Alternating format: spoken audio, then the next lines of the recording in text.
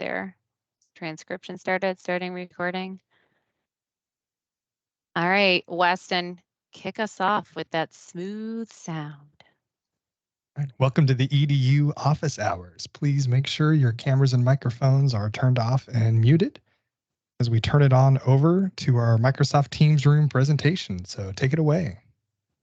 Awesome. Thank you, Weston. All right, just really quickly, I am one of your co-hosts. My name is Heather Cox. With me are some other fabulous co-hosts.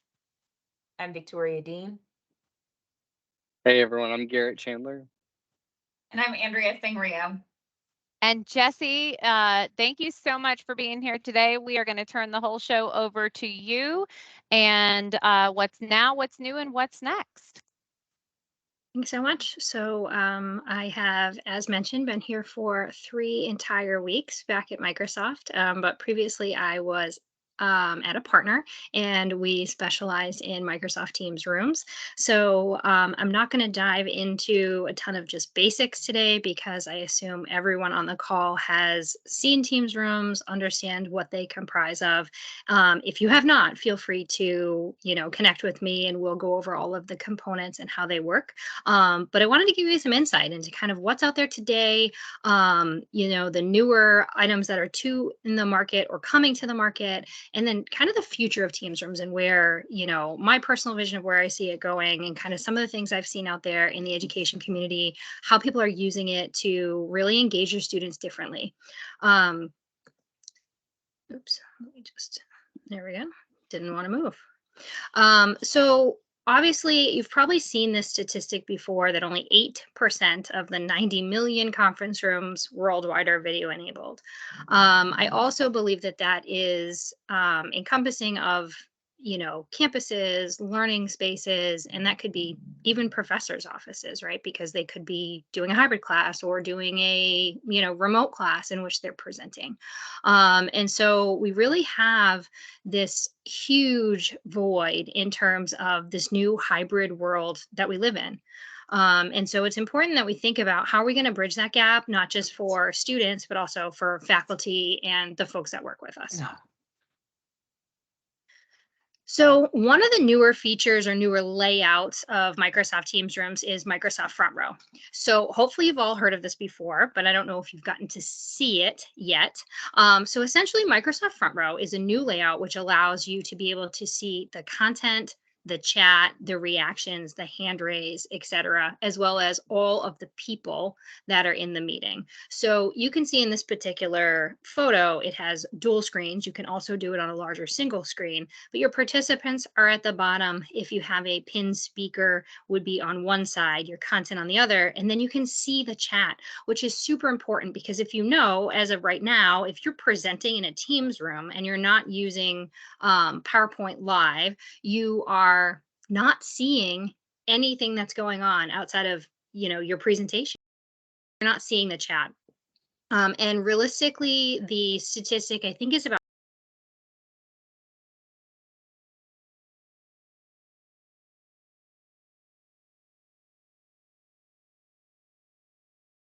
so if you're missing those conversations, you're missing a huge piece of either the classroom experience or a meeting that you may be having. So this is an actual front row room, and we designed this when I was at the partner in our Hartford, Connecticut office. So if anybody is local to New England, obviously feel free to jump in on over to that office. Alex Whiting from Red Thread is on. He would be happy to give you a tour. But what you can see in this room is, again, the dual screens. But if you notice the camera, it's probably kind of hard to see, but let's see if we can give it a little highlighting right here, is actually at eye level with your participants. So this is where the participants sit, and everyone in the room is actually facing the display. So what that means is, instead of all of us in one room talking to each other, and then the people at home are just kind of off to the side, they're looking at the side of our heads, etc., they're actually face to face. And I was on a call yesterday with this exact room, someone in this room. What was really interesting is when they were looking up at the monitors, it looked like they were kind of looking off to the side. Whereas when we were talking and we were face to face, it looked like they were looking at me. And so it's really important to just understand it feels more natural. It feels like we're actually having a conversation. I'm sure we've all been on calls when someone has a secondary display and you kind of see them looking off to the side and they're listening or they're looking at you or they're talking with you, but it's kind of that awkward, visual line of sight. So that's what these rooms are actually looking to kind of mediate. And you can see here, Microsoft has designed what's called the signature Teams room. And you can see that design laid out here. So you can see that the camera is right in the front. Everyone faces the display. Now, this particular display that's being shown is a single large display. It is probably a Jupiter, if I had to guess, because it is a native resolution for the Teams room layout for front row, which is exceptional if you've never gotten the chance to see it. That's a great, just a great option if you have some of those smaller rooms. The cameras that are forthcoming, so the E70 can do it now. The Jabra Panicast 50 can do it now, and the Logitech will be coming with the capability to basically take everyone that's in the room and pull them out as individuals and put them in their own frame at the bottom. So essentially that will take away the inequity of, hey, we're all in the room and you're at home, because you're going to see everyone in their own individual squares along the bottom of the screen. So that is super, super cool. And really, to me, if you're looking to build a new room out, that's maybe a conference room or a smaller faculty room, or where you may have some board meetings, like this to me is like the ultimate awesome room. So interop is one thing that I always get asked about. It used to be new. It's probably not new to anybody anymore, but there are some new things coming with interop. So we'll talk about this in a second. However, if you have a Teams device, so it can be either Android or PC based, you can join a Zoom or a WebEx call directly from your touch panel. So essentially what will happen is you take that call, you forward it to the room, and then the room will automatically accept as long as it's not booked, and you just walk in and you hit join. So whether it's WebEx, Zoom, or Teams, does not matter. You'll see the icon and you'll be able to join the meeting right from there. Now, you won't have all the plethora of, Teams capabilities within, a Zoom call on a Teams room. However, you won't have to try to join on your laptop and then screen share and, can everybody hear me? Am I in the meeting? Is it using the audio from the room?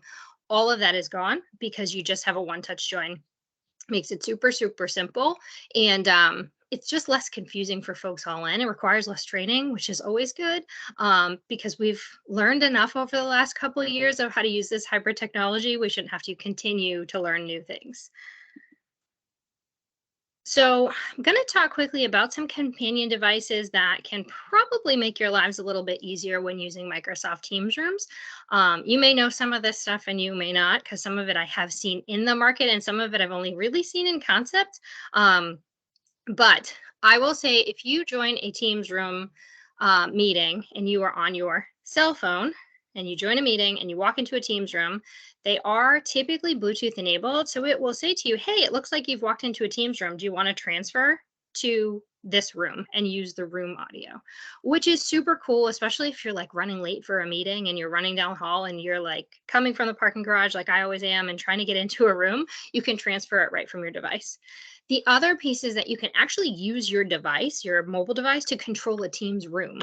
So a lot of folks, in the post-COVID world, were really nervous about touching things. Everybody touches all these, touch panels. And so folks are able to basically unmute and mute, turn the camera on and off, raise their hand, all directly from their mobile phone. The other piece to that is that you can share from your mobile phone. So if you have something on there, I don't know, like me, I'm always sharing pictures of like my dog. I should probably share pictures of my daughter, but she's a little older now. So I'm always showing pictures of my dog. You can do it right from your mobile device, as opposed to having to, send it to your computer and then try to upload it. None of that is necessary anymore. So I don't know if anybody's seen these intelligent speakers that are out. but they're super cool. They also, folks, I think, get a little leery of them just because they do voice recognition in the cloud. So the first speaker that I ever got to see in person was the EPOS. And the EPOS speaker, essentially, you put it in the room and you do have to train it to your voice. So you have to basically set it up to the folks in your organization, and they store your voice profile in the cloud.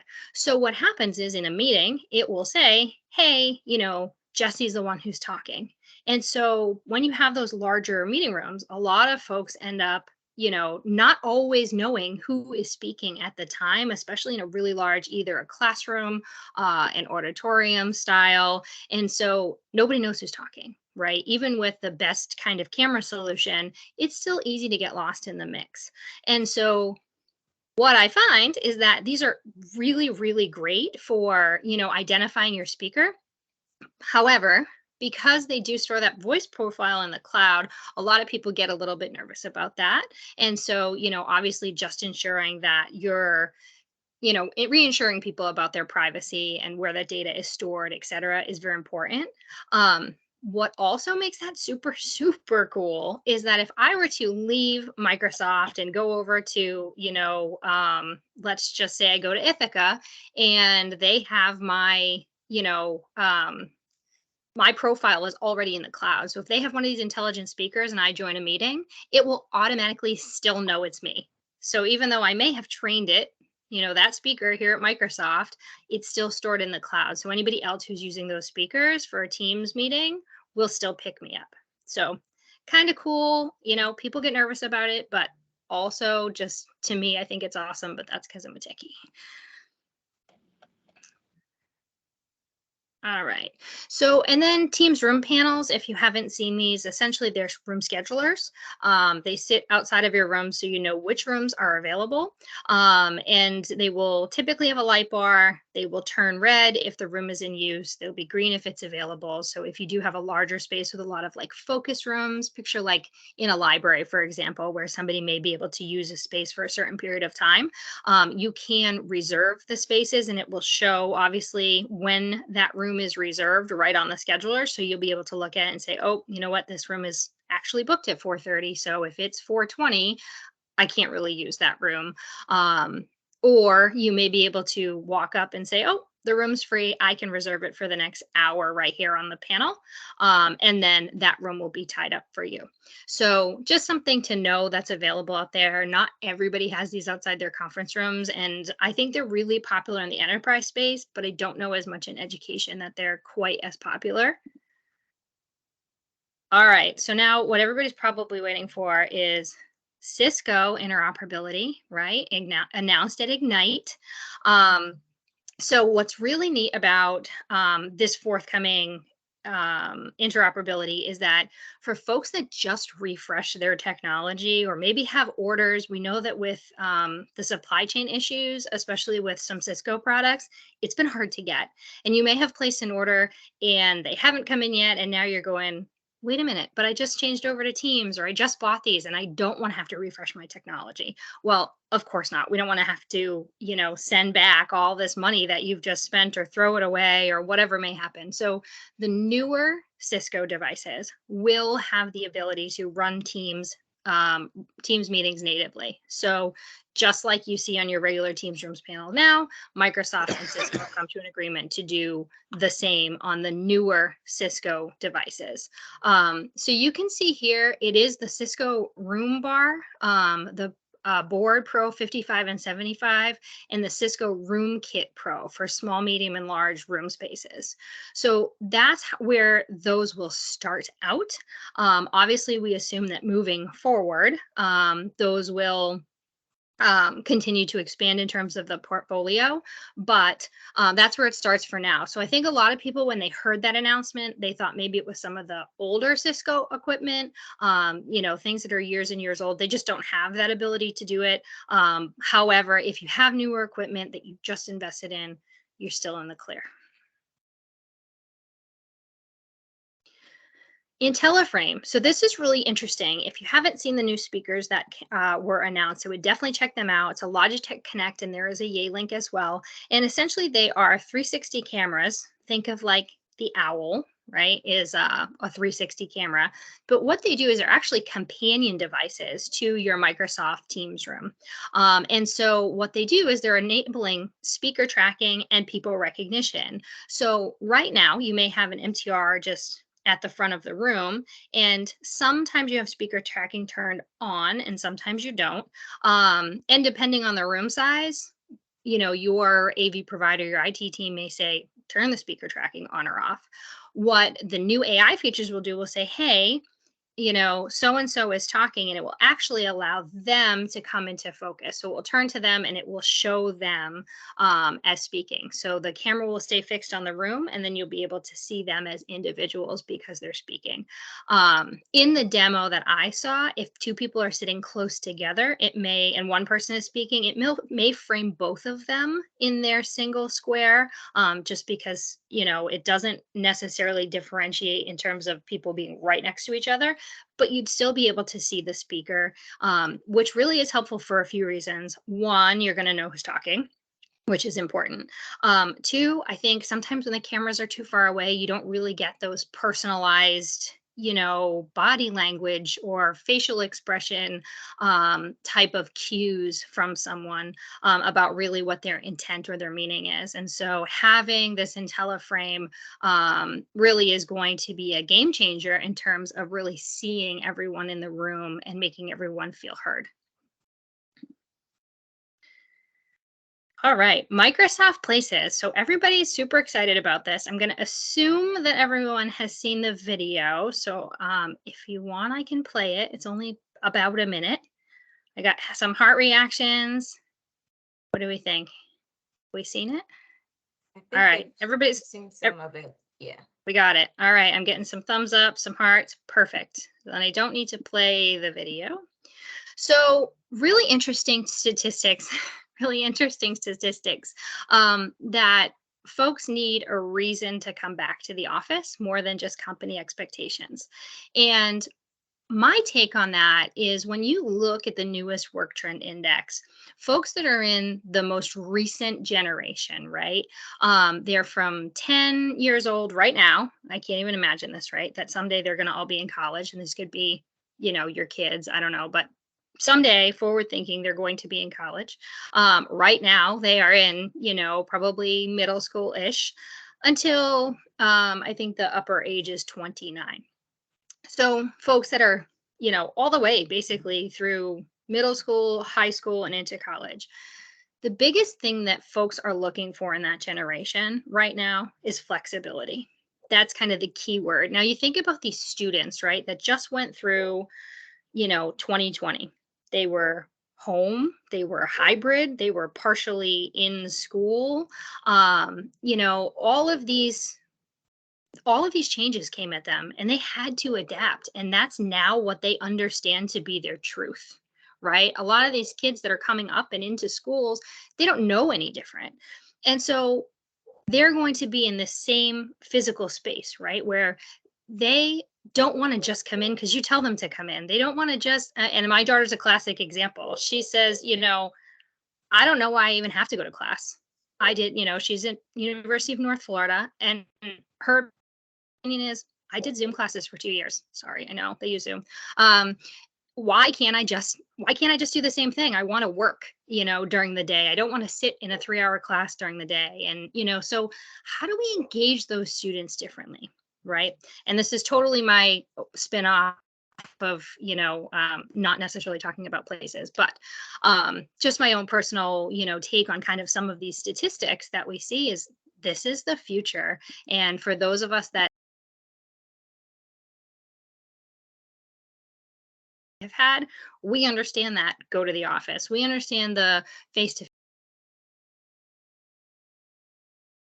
college and into the workforce. They're going to be continuing to come up and into, places of work, and we have to prepare them, whether it's from the Microsoft side to, say, hey, we want to prepare this generation for what's next, or we want to prepare educators for what students are expecting, or we want to prepare employers for their new generation to come in and want to work for them.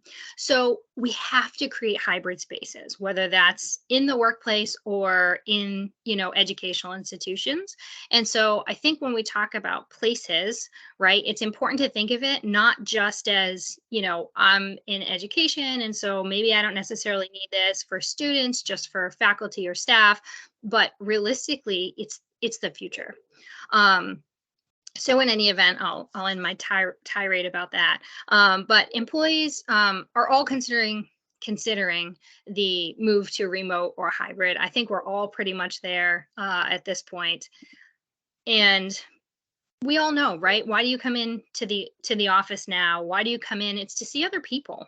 Realistically speaking, I was in the office on Tuesday, and it was because we had an event, and I got to see other folks, and I got to see a bunch of people that I haven't seen in a really long time, and I was so excited to be there. I will say I did not get much work done, but it was still a really good time. So in terms of places, oops, sorry. So I jumped ahead because I got all excited. So in terms of places, essentially what it's going to do is allow you to know when other folks are coming in to the office or going to be around.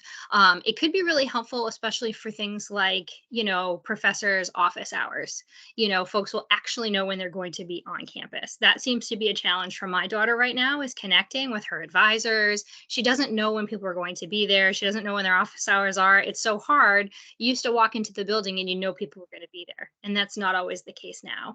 And so, just having the opportunity to either see when people are going to be around, the technology, haven't tested it yet because it's new, but it looks like it's really, really smart in terms of you can kind of walk in the building. It'll say, hey, Victoria's here for the day. She's checked in.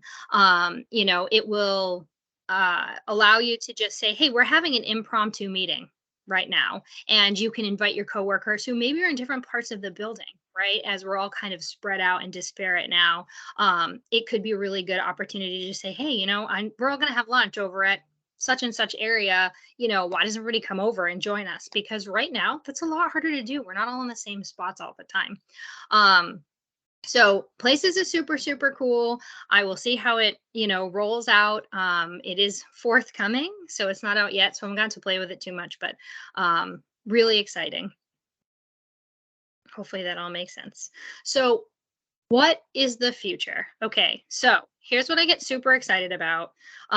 Things like learning studios, using Microsoft Teams rooms, using Surface Hubs, using just all of the technology we have at our disposal to make a more engaging experience. So I'm going to play this video real quickly. Let me know if you can hear the audio. I think you should be able to.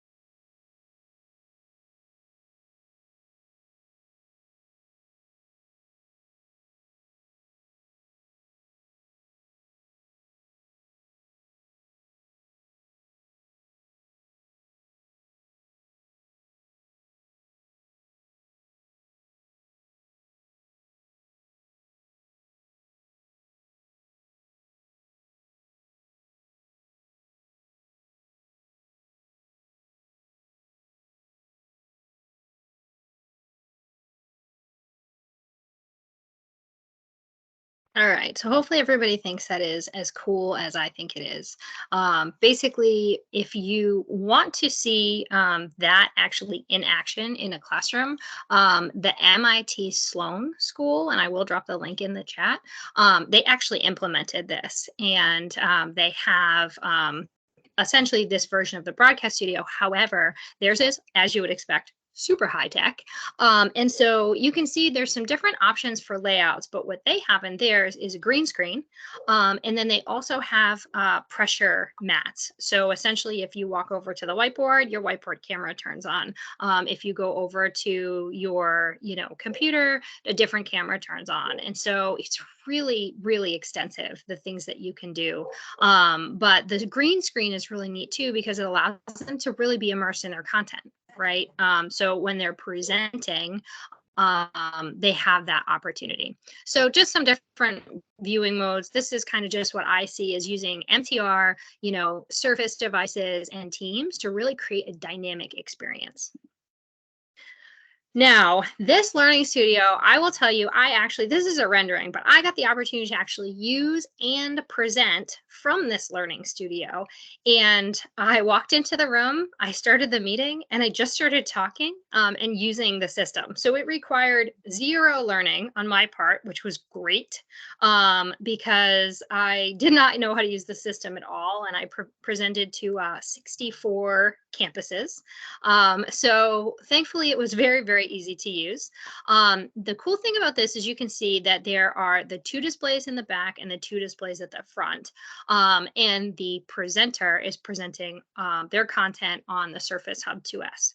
So what that allows for is different modes of speaking to each other. So you can see, obviously, the professor has the confidence monitor in the back, but they can also see the remote students from a hybrid perspective. So, as long as everybody has their cameras on, you can tell if they're falling asleep, if they're paying attention, if they're, just not, if they all look like they have no idea what's going on, right?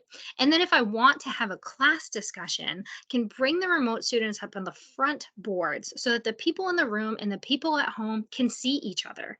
So they can actually have a discussion and feel like they're part of the class. And so if you ever get the chance to go to Connecticut, this is actually a live room. It is really amazing to get to see and use. And to me, this is really how we engage students differently using Teams rooms and Surface and Teams. Oh, nope, that one's not supposed to be there. Wrong one. So that's the difference with PowerPoint Live. It had some slides in it. It looks like they didn't hide, but that's okay.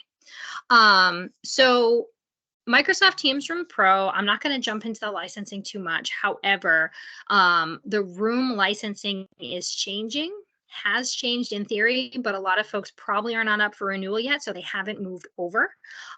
So basically, they've gone from standard and premium to basic.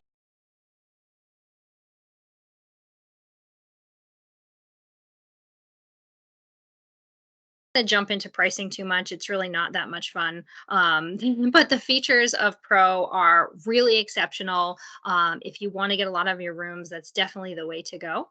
And then last but not least, I just have a couple of quick case studies, which I'll put in the chat, the links to, as well as these resources, so that you do have all of that information to go ahead and look up.